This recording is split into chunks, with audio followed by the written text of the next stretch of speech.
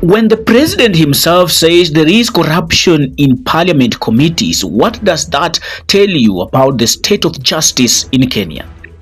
Today, ladies and gentlemen, we are diving into one of the boldest and most shocking admissions yet. President William Ruto openly declaring that committees in the National Assembly, committees of his own government, are demanding bribes before they write reports or to conveniently look the other way. Now, if the gatekeepers of oversight are taking cash to close their eyes, who is left to protect you, the ordinary Kenyans? Ladies and gentlemen, before we dive too deep into this conversation, I invite you to subscribe to the channel, hit the subscription button, smash that notification bell, and also press the like button. By doing like that, ladies and gentlemen, you allow YouTube to notify you whenever we upload such a video, and also you help this platform to reach a wider audience, which is our main goal on this platform. Now, something going on in our legislature that we must call out.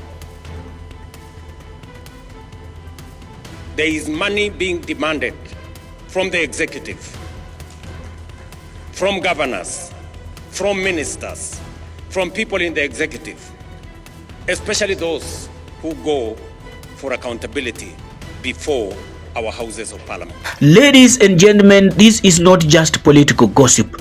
It is a window into how corruption at the very heart of parliamentary oversight poisons the justice system of this country. Committees are the engine room of parliament, ladies and gentlemen. They are where the real investigative and legislative work happens. Here is what they do, ladies and gentlemen. Scrutiny of government spendings.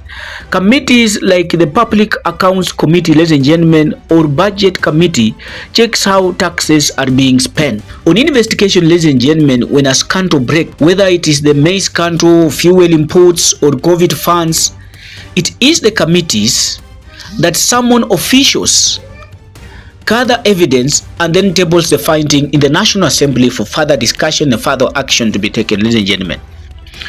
On the legislative reviews before laws are passed, committees study them in details, make amendments, and ensure they align with the public interest. On matters of public participation, committees invite ordinary Kenyans, experts, and stakeholders to give their views before decisions are made. In short, committees are supposed to be the people's watchdogs. They hold the executive to account and ensure justice is served, ladies and gentlemen. Now imagine the very watchdogs you are counting on to keep leaders in check and are feeding on the same meat they are meant to guard, ladies and gentlemen. President Ruto says committee members are asking for bribes before writing reports or to deliberately overlook wrongdoings in the government. This is explosive because, ladies and gentlemen, it is not an opposition leader making the claims. It is the head of state himself. This is also explosive because it is an admission that rot exists not just in executive but in parliament, the arm of government meant to be independent. It raises the question, ladies and gentlemen, if committees are compromised, where can Kenyans turn for justice, ladies and gentlemen? It cannot continue to be business as usual. It is not possible that committees of parliament demand to be bribed, demand to be paid for them to write reports or to look the other way for what is happening in either the national government or the county government. If reports can be bought, then the truth becomes a commodity only the rich and powerful can afford. Misuse of public funds, ladies and gentlemen. Corruption committees or corrupt committees protect corrupt officials. That means stolen billions go unpunished. Money that could build hospitals, schools, and roads instead lines private pockets. Bad laws can be passed unchecked.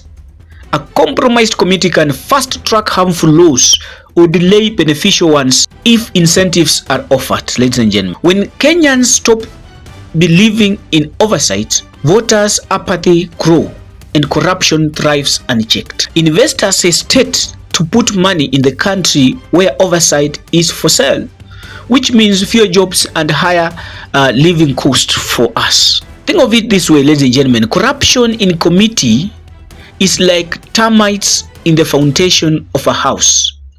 The structure may still look fine, but inside it is rotting and ready to collapse anytime. Now, why is Ruto's word matter, ladies and gentlemen? Ruto's statement puts the spotlight on Parliament in a way few presidents ever dare it. It forces a national conversation on whether our oversight system is working at all. But here is the catch. An admission is only the first step. Without action, it becomes just another political scandal or another political soundbite. What needs to be done then, ladies and gentlemen? What needs to happen therefore? So to restore the faith in these committees, three things are crucial. Number one, the independent investigation. Committees accused of corruption must be probed by an independent body, not Parliament itself. And President William Ruto, in his admission that there is corruption in these committees, failed to name the specific committees that he was referring to. Number two, there must be transparent processes. Committee proceedings should be public by default with full disclosure of evidence, votes, and reports live on our media channels. Number three, stronger citizen oversight. Civil societies and media must have full access to follow up on committees and expose any misconduct. As I close, ladies and gentlemen, if our watchdogs are on the payroll of those they are meant to watch, justice dies. Parliamentary committees should be a heartbeat of accountability. But when corruption infects them, that heartbeat, ladies and gentlemen, weakens. And the entire nation suffers. So as citizens, we must not just listen to Ruto's words. We must demand the action that follows. Because if justice is for sale, then democracy itself is bankrupt.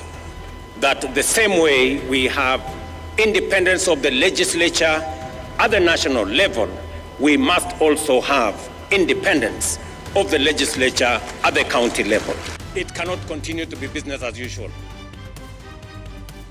It is not possible that committees of parliament demand to be bribed, demand to be paid for them to write reports or to look the other way for what is happening in either the national government or the county government. I have made it absolutely clear to the chair of the Anti-Corruption Commission, to the CEO of the Anti-Corruption Commission, that there will be no sacred cows and there will be no telephone call from anywhere below or above to stop anybody from being prosecuted for matters corruption.